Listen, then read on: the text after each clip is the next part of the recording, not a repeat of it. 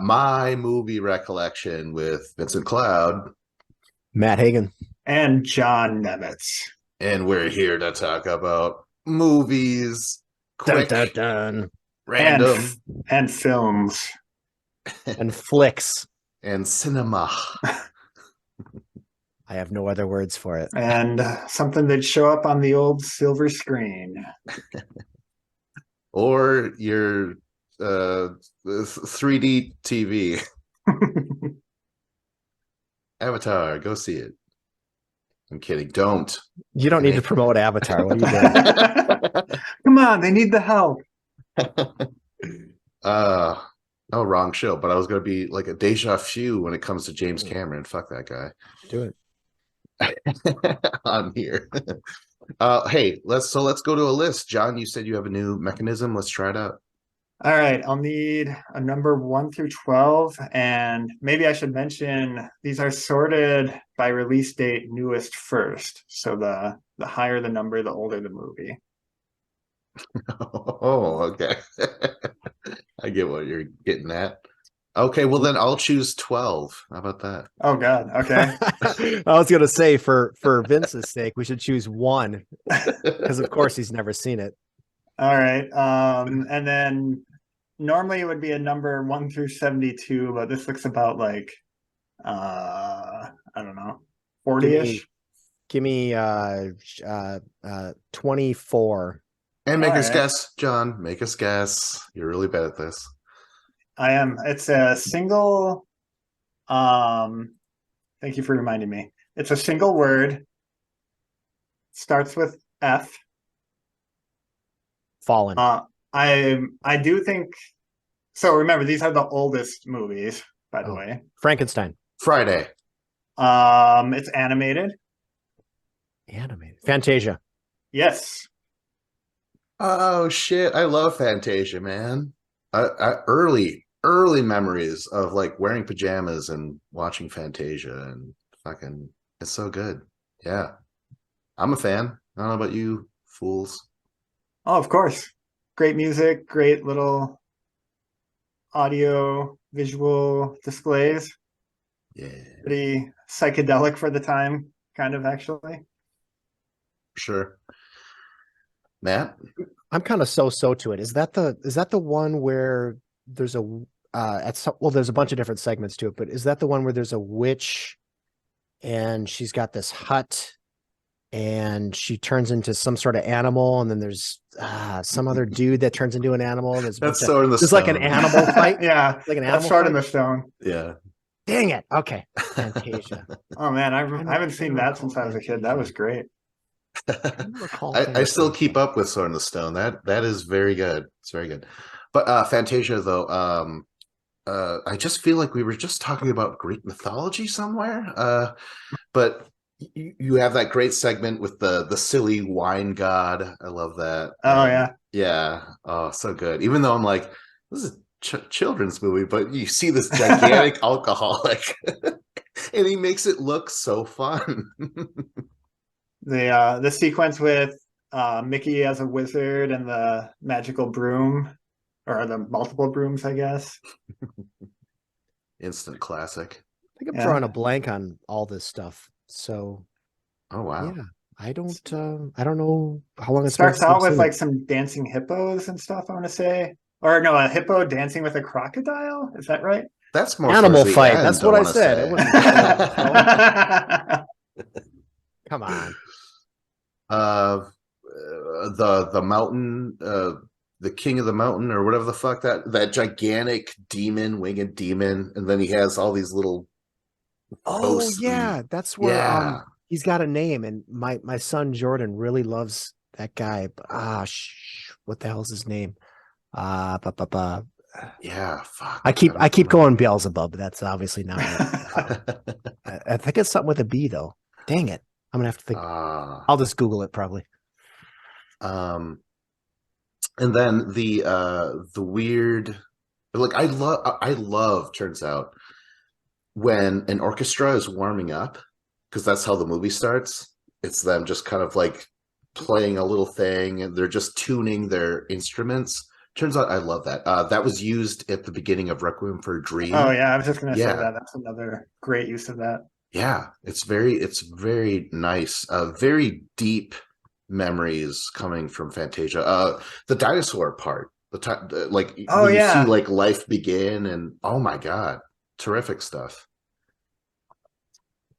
Chernobog was the name of that villain, by the way. I don't know if I'm allowed to Google things, but I just did, Vince. Does your does your son say like, what is it? Chernobog.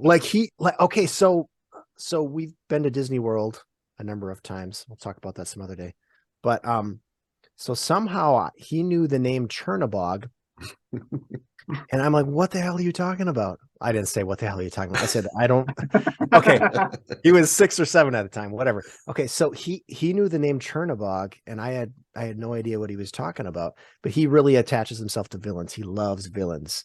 And he saw Fantasia once and he just knew Chernobog because he's this big hulking dark demon, and he really loved it. But he ended up getting this little figurine of Chernobog. They have these little packs of villains, and it's like a mystery pack, and there's a little Chernobog in there. Pretty adorable when it's that small. Sorry, Chernobog. That's cool. But Matt, keep your eye on that one. All right, that's all I'm gonna say. I always have my eye on that one. What are the other segments? The fairies, the mushrooms. What was that? That was just Mother Nature, right? Like that segment. Yeah, I'm trying to remember. Yeah. But going back to the dinosaur part, like the first appearance of the T-Rex still lives with me. Yeah, it's great because he's like breathing heavily, like fucking Jason Voorhees, Kane Hodder style. Yeah, I'm trying to latch onto something, and none of this is ringing a bell. So part of me thinks that the alligator or the crocodile and the hippo made me feel okay to date heavier women. What the hell is that? I mean, why shouldn't you feel okay to do that? What are the other segments? We just went off the rail. You can't change the subject. We just went off the rails. What are you doing?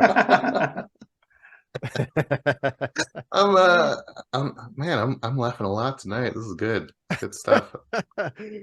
My sides are splitting. Yeah, like I legit thought that whole animal fight was Fantasia. So yeah, I guess I've got Sword in the Stone and Fantasia. So Sword in the Stone must also be like segments. Nope. No? Like in a way though, right, John? Like squirrel segment, bird segment, fish segment. I suppose, but it's not like an anthology of different stories or whatever. It's a single narrative. Yeah, you're thinking of Mad Madam Mim versus Merlin. Oh man, yeah. And it's a terrific sequence that might be the best part of the movie, filled with great parts. Yeah, that's a future love. Although I want to keep movie talk here. Matt, you want to bring up movies in the other podcast that shall not be named, but I'm like, no, you tuck it back, you put it in here. I'll bring the movies wherever I want to bring them. You unmovable object. Next week, I love movie 1, hate movie 2, indifferent to movie 3. Should we move on? I mean, although I could keep talking about this movie, I love it so much. Well, do you have any other thoughts on the top of your brain that you want to? Well, I want to ask John, what other segments are we forgetting? I want to name them all, but do we name them? Yeah, I'm certainly not coming up with any more. The very beginning is very abstract art. It's not even anything, right? It's just it's like rolling what looks like hills and light kind of coming down. Yeah, that's something, I suppose. But no, I want to talk about narrative though. Is there an actual narrative to this movie, or is it just really just like an expressionist, anthology of? Yeah, just like different animated segments that have not really anything to do with each other, placed to music. It's pretty much. Classic hits. Real quick, have you watched Fantasia 2000? I don't think so. It suffers from what every Disney sequel, it's just not as good, And although the Rhapsody and fuck, what is it called? I love a Gershwin song. Oh, they cover that. That is the best part of that sequel. Yeah. For some reason, I thought Fantasia 2000 was just like an updated version of Fantasia, where there a lot of it's the same. So did I actually. Yeah. Okay. All right. So Nope. it's a totally different thing. All new songs, all new segments. Yep. Okay. Not as good though. All right, moving on. Matt. Oh boy. Oh, give me a number 1 through 60 and another number 1 through 60. 1 through 60s, 1 through 60s. 25. Right in the middle somewhere. 25 and 31. 31 would put me right. Guess. That's very okay. Well, things have not been too obscure yet. One word title. This is not obscure at all, if that's a hint. Starts with an H. I would call it a classic of sorts in many people's eyes. No. Halloween. Halloween. Ooh. Yes, John. Halloween. Let's talk Never about seen Halloween. And he came up with it. Love it. Well, okay. So I think you know what it's about, though. So okay, new I segment. think Michael Myers is in it. Yeah, if you've never seen it, you gotta describe the plot to us. Go ahead. I think Jamie Lee Curtis panically runs away from a slow-moving Michael Myers and Absolutely gets away at the end, while a lot of other people die in the meantime. Fucking nailed it. Nice. Is this John Nemitz or John Carpenter we're talking to? That was great. I like it. It's very you appreciate the creativity because there wasn't much of a budget, but still John Carpenter has great one takes. Very, he really kind of creates an atmosphere. He of course does his own music, which I am a big fan of. I really that's a love.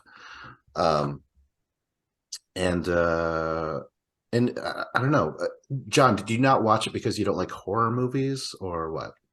Yeah, I don't know. Just a lot of the 80s kind of action horror movies have just been a blind spot to me that I'm only getting around to going back to now. And just, I don't know, it was never something I would jump to go watch, and just never was around when friends were watching it or anything. So just never made an effort to see it, I guess. Well, you'll feel relieved or be relieved because it was made in the 70s. Oh, well, I don't know how I missed it then. Well, it's got some 80s vibes to it. And it's kind of one of those things. I would imagine if you experience it when it came out, this was a revelation, 1978. I don't know what the forebearers are for slasher movies. I don't know what influenced it, but I would imagine it was pretty groundbreaking then. Today, comparing it to modern slashers, I mean, it's kind of, it just kind of melds together with all the others, but you are absolutely right about the music. John Carpenter, because of the low budget, had to make his own music, and he nailed it. He nailed it. Just the creepy tone, it's the classic thing. I'm not going to do it here, but you would know it when you hear it. It's that Michael Myers theme, Yeah, I liked it, but again, I saw it many decades later, so it just kind of melds in with other slashers. So I don't love it, but I understand the appeal. And Jamie Lee Curtis is really good, and there are some good death scenes, and a couple of them even seem kind of inventive compared to today's standards. But if you're looking for some horror classics, I recommend it. And it's not really gory either. It's more atmosphere. It really is. It's probably the best thing one of the better slashers, and it was the prototype, basically. I think Psycho was before this. Some people will say, what is it? People always say something is the original actual slasher, but I was trying to think of what came before Halloween, and I can't. Let's see. Texas Chainsaw Massacre, was that about the same time? That's probably about the same time. Wow, close, really close. Yeah. But yeah, I can't think of what else would be around that time. Donald Pleasance, he's good in it. I think he's effective as the guy who's like, Michael Myers should be put away and shit like that. Oh yeah. Okay. Yeah. And he's got that great speech about describing, like, his eyes, there was nothing there. Like what is it? I spent 7 years trying to reach him, and then another 8 years trying to keep him locked up or something like that. Yeah. Oh, so good. That's good stuff. Yeah, you said Donald Pleasance. I don't know Donald Pleasance at all. I don't know that name, so I don't know. Has he been in anything else? I have no idea. Oh man. But yeah, that's good stuff. Moving on. John, give me a letter. Matt, give me a number. 1 through 10. B. B, you say? I'm gonna test Vince because I think last episode we said B4, so I'm gonna go B4 again. Oh, I thought you said E. Sorry. Did you say E? I said B as in Bravo. B as in Okay, Bravo. yeah. B4. So is that one already taken from last week? I never replaced it. Oh no. All right, Okay. you can't do B4. Okay, I was just curious if you were replacing things. That's what I was going for. I was, okay. But I forgot this time. Yeah. Well, let me do the next one. B5. All right. One word starting with B. Beethoven. This feels like deja vu. John, you got something? No, Badlands. all I can think of is Barbarella, which obviously. Okay, I'll give Bambi. a hint. Bambi. No. Oh, that's too easy. Kim Basinger. Kim Basinger. Not LA Confidential. What else do I know her from? Batman. Batman. Yeah, Oh, Batman. yeah. Batman. She was in Batman. 89, I believe it was. So did I see this in theaters? I don't know. But very good. I like this a lot. I think I prefer it over Batman Begins. I know that. What do you guys think? So are you comparing original Batman, like a reboot Batman movie to a reboot Batman movie? Is that what you're doing right there? Yeah, I think so. Yeah.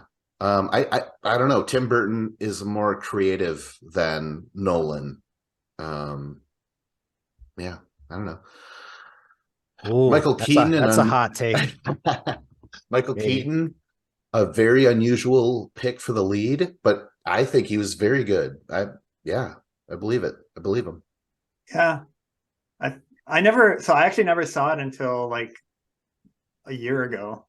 Oh, really? The one we're talking about. And I don't know, like I feel like when we were growing up, people already thought it was cheesy or something, so I just never gave it a shot. And I'm like, actually, I like this a lot. Like, this is really good. Well, it's got that whole Prince thing in the middle of it. That whole just art splashing paint all over the art thing. I think that's where a lot of the cheese comes from. I don't know what to say about that whole sequence. I don't mind it. Yeah. Hey, I grew up in a house where Prince was king. All right. Was that a happy accident you just had there? That was good. It's all happy. It's a happy night. I live in the Twin Cities, so we have to like Prince. I went to his Paisley Park for a work event one time. You have a number of work events. I like it. Yeah. Oh, yeah. Okay, but here's the thing where people are like, Heath Ledger is better than Jack Nicholson. So I'm like, well, first of all, they're written totally different, like, and I think Jack Nicholson does a great Joker. I think his Joker's just fine. Yeah. Great. It's two totally different tones. They're both great. They both stand up. One thing that stands out is I believe this my mind might be completely wrong about this, but I think this is the first movie I saw in theaters as a kid. So 89, I'd be 4 years old. So it seems like that would be a rough movie to take a 4-year. So I don't know. I think I have asked my dad about this because I think I just went with my dad, I feel like, and I've asked him about this and he doesn't recall. So yeah, I don't know. I might be totally wrong about this, but I feel like I had to get up at some point. Maybe I was scared. I don't know, but I think I had to go to the bathroom at one point. And then I just recall there was a lot of people, and it's probably a really freaky scene for a 4-year-old with a dark Batman movie going on screen. But yeah, I don't recall anything that I saw on screen from when I was 4 years old. I just kind of remember the experience. But this is a good movie. I like it a lot. This was Tim Burton in his prime. Has any Batman ever had better looking lips than Michael Keaton's? You're just the memories are flooding now. This is good. Well, no, you're right. You're totally right. To answer your question, John, Val Kilmer in Batman Forever, get the fuck out of here. Come on. Nothing compares. Nothing. Written by Prince. Oh my god. Is that right? Did he write that? What the hell's going on in there? Spitting fire today, boys. Val, you're right about Val Kilmer, though. Yeah, that's a good one. Keaton, good lips. You're right. You're absolutely right. So well, we got Clooney though. No, I'm not gonna talk about lips. Okay, so I was thinking of Batman Returns. So Batman Returns is really good too. Yeah. So what do you think, Vince? Which is better, the Batman or Batman Returns? Ooh, I do like Returns. I do. I really do. I'm just gonna go with the first one. I think overall, I'll go with the first one. One of my favorite parts, this could have been in any movie, but when the Joker, he calls in his assistant Bob, his right-hand man, at the very end, he's like, Bob, gun. He takes the gun and he shoots Bob dead. I'm like, what the fuck? That's right. That's awesome. I love that. I mean, yeah, this one has Jack Nicholson, and he's so iconic. Yeah. And this is kind of, I think this stands up too as like the classic example of like the supporting actor being billed above the main star. Like Michael Keaton wasn't a huge star, although he was in a number of things, but Jack Nicholson is just this titan. And so Jack Nicholson's name is top of the line when you're talking poster. He's the star, he's the selling point. But then on top of that, Jack Nicholson, he gets his normal salary, his, I don't know, we're talking 89, whatever, a couple $1 million or whatever. But then he's also getting a share of the profits or revenue profits. I mean, there's a lot of Hollywood buggery going on with that stuff. But anyway, so he just made a shitload of money on this movie, and then you got action figures and lunch boxes and all that crap to go with it. So Jack Nicholson cleaned up, and I think he started the whole trend of going that route. I gotta interject. Vince is wagging his finger. Go ahead. I gotta say it's Marlon Brando who did that with Superman. With what? Superman? Okay, so that would have been mid-'80s somewhere.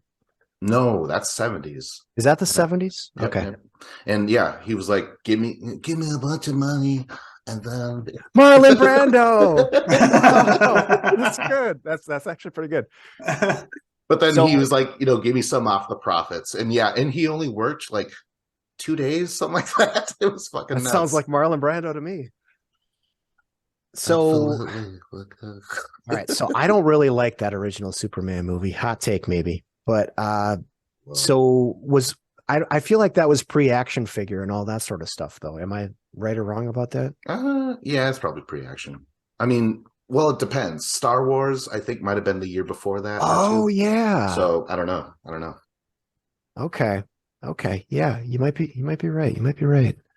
But I kind of feel like Marlon Brando, like the salary he got was the salary he got, whereas Jack Nicholson, he had it built into his contract that he was a part of the franchise. He's getting that extra money coming in. But I don't know. You might be right. What else? Batman. Okay, so you got the Joker origin stories. So this one was trying to remember. It was Nicholson falling into a vat of acid, right? Yeah, green acid. So there's a lot of Joker origin stories. I've never read the comic books. I don't know all these, but I kind of wonder if that's one of the originals. That's one of the ones people recognize the most. I think so. Going back to the two different Jokers, Ledger's and Nicholson's, the Ledger thing, he's got the fucking carved smile. What is it called? The Glasgow smile or whatever the fuck.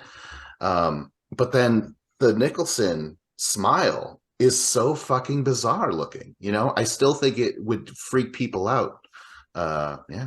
So I still kind of side with Nicholson in terms of a lot of stuff.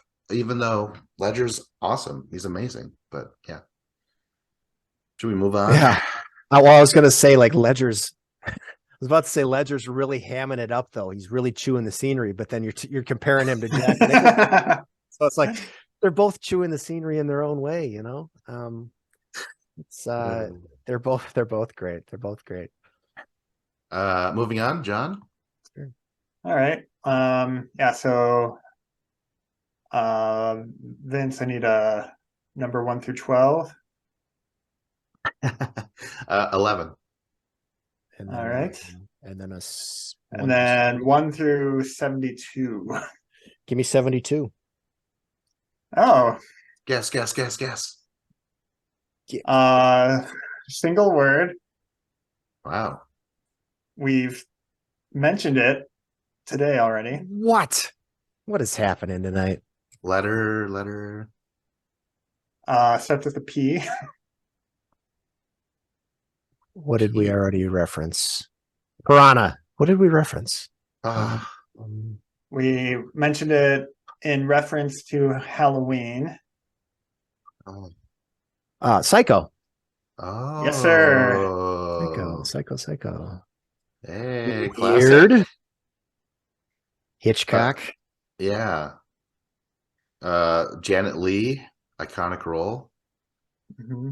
Of course. I mean, I don't know. It's so weird. It's like you don't want to spoil it, but it's like it's such an old movie that you should be like, everyone already knows this. Spoil away. Yeah, I mean, everybody knows. Yeah, it was the most scariest hand job I ever saw. And then of course the blood circling the drain and the shower curtain torn down and just the sequence, that iconic thing. Yeah. Go ahead. Norman Bates. That particular. I mean, fuck. Do we even talk about the remake shot for shot one? No, we absolutely should. Oh yeah, that was the one I was. Yeah. Damn it. Just kidding. And Hash. Could have come up, I guess. Yeah. And Hash. that kind of tickles me for some reason. And Hash. What else? Shit. Well, let's talk about how disjointed it is. So it's a movie that's building. So okay, trying to think of the plot. It's been a number of years. So is Janet Leigh the one that gets murdered? Yes. Okay. So she steals some money from her boss, I seem to remember, and then she's fleeing. I don't know where she's going or why she's going exactly, but then she ends up at this motel. She's gonna spend the night, and then I would assume flee some more, and she ends up at the Bates Motel. So the actual murder of her it happens pretty early in the movie, so it's probably not even halfway into the movie, and then the movie just flips and becomes this sort of detective story figuring out what happened to her. So like her sister or sister-in-law notices that she's missing, she's calling around, whatever, and then they go and they try to figure out where she is. Somehow they end up at the Bates Motel, and then they try to investigate what happened exactly. And the shady dude, Norman Bates, is at the center of all this. But I think it's pretty iconic just for the structure, just telling two disjointed stories and having like a big jump, like, okay, that's the end of this, moving on to something else. You left out a character. His mother is kind of pretty prominent. Is his mother ever alive in that movie? Well, let's keep some mystery, man. Come on. Why? It's 1960, Psycho. What is the year? Was it 60? I think it was 60. Yeah. Oh wow. Let's see here. You know what? Something that okay, I could finally say this because it's brought up. Okay, so she steals the money, her boss's money, and then she stops at a red light, and her boss happens to be walking right in front of her. Oh. Pulp Fiction Oh. stole that whole fucking thing, and that's just me wanting to rant on and on about how many times Tarantino he homaged it. Oh, of course. My big joke, like when I heard that he was going to retire after like 2 more films, I'm like, "Oh, did you run out of movies?" I was just really dismissive. I'm like, "Get the fuck out of here, then." I think that's a topic for a different day. Oh, for sure, and a totally different podcast. But but like people stealing from other stuff. I got 5 words for you, buddy. Oh, you're gonna have to listen to both podcasts to get that reference. But yeah, I don't remember that scene. The boss walking in front of the car, so I don't recall that, but I'm not going to doubt you on that one. What else is going on? What else is going on in that movie? Like, so the end is iconic, where it's revealed that Norman Bates was impersonating his mother, and then the mother's in the basement. Vince, 1960. We're going to talk about it, okay? If we talked about The Sixth Sense, guess what? Bruce Willis is a fucking ghost the whole time. Right? Oh my god! This is what we're doing. Burning the world down just to see it. So Norman Bates is revealed, and then you got the iconic "I wouldn't hurt a fly" thing at the end, where he's given his little internal monologue. Yeah, well, I guess we can bring up the Gus Van Sant remake of it as well, which you didn't want to do, but it is shot for shot. I've never seen anything like that. I don't think there's never been a classic movie remade shot for shot. Yeah, definitely makes sense that you would spend the time and money to do that. What would compel somebody to do that? What would be going through somebody's brain? I don't know. That's what Gus Van Sant. This was after Good Will Hunting. After Good Will Hunting, and he's got some great shots in that movie. So yeah, very very bizarre. And I don't need an extended version of fucking what's his name, Jack in that's right. Yeah. Vince Vaughn. Yeah, there's like so when he's looking through the little peephole, spying on Janet Leigh, who was Anne Hash in the remake, as she's undressing and going to take a shower. So there's like the extended sequence of him. It's implied that he's jerking off as he's looking through the little peephole. I think that was maybe the most off-putting thing of the entire shot-for-shot remake of that movie. Was just, okay, that's what we're doing. So you're shot for shot, and then you're just going to extend this thing and get a little jerk-off humor in here. I don't know. Misguided. Yeah. I thought he was being an Ellen degenerate. Yeah. And Ash, come on, give it to me. Give it to me. Okay, moving on. Hitchcock movies. Is it like everyone's favorite Hitchcock movie? Like it's good. It's good. I don't think it's my favorite Hitchcock though. Shit. I thought I saw more. Maybe not. Rear Window. Rear Window. Sure. I like Rear Window more, I would say. My favorite is Vertigo. Birds is good.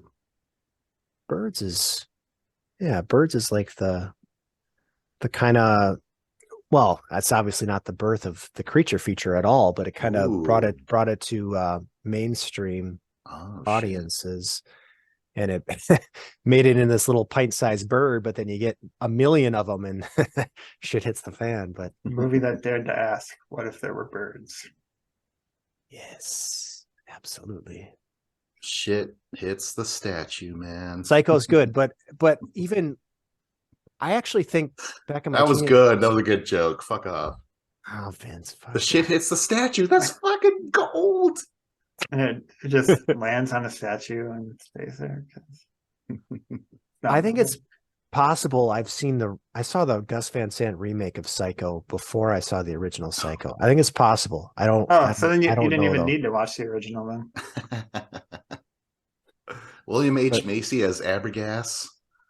He fit that movie so good. Who's Abergas? I think he's the detective or something like that they hire. Oh, okay. But he gets killed and he falls down the stairs like, whoop, whoop, oh, yeah. That's fun. I don't remember Bill Macy in the remake at all, to be honest with you.